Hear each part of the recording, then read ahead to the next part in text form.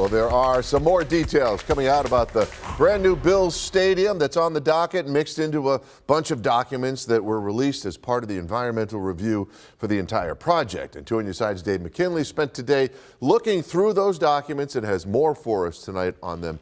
Dave, it was a pretty informative docket, right? Pretty voluminous. Yes. And contained among that myriad of voluminous documents are things you might expect to find in an environmental review, and which fans wouldn't really care about, things like subterranean soil compositions and groundwater flow, but also a few more nuggets pertaining to what they'd really like to be more curious about, like how the new stadium will be laid out and how it might look. Here's a view with which many are familiar from Chestnut Ridge Park, with the Buffalo skyline on the horizon and the Bills field house in the foreground with the stadium just to the right. Here's another look at how that might appear in 2026, with the field house still there, but a new stadium rising to the left of it.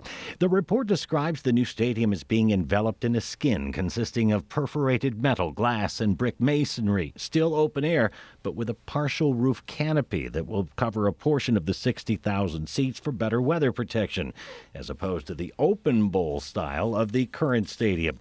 It also shows that unlike Highmark Stadiums East to West alignment, the field at the new place will go north to south. The new stadium will be slightly shorter and narrower than the existing one, but it will be much taller, with parts of its roof rising 190 feet, which is 50 feet taller than the top of one of the light stands at the existing stadium. The lights at the new place will be tucked under the canopied roof. This rendering shows how a new road will be built near the existing ECC South, connecting Southwestern Boulevard and Big Tree Road, providing another point of ingress and egress to the stadium complex. The renderings also tell us what will remain after the new stadium is finished and the old one is demolished and paved over for parking, indicated by the letter E on this image. They include the field house, the team offices, and the existing Bills store.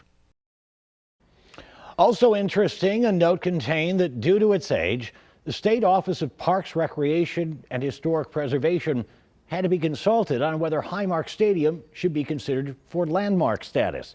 Well, in the end, mostly due to all of the renovations done in the last 50 years, it could be determined that it was significantly different than what it was when it opened in 1973.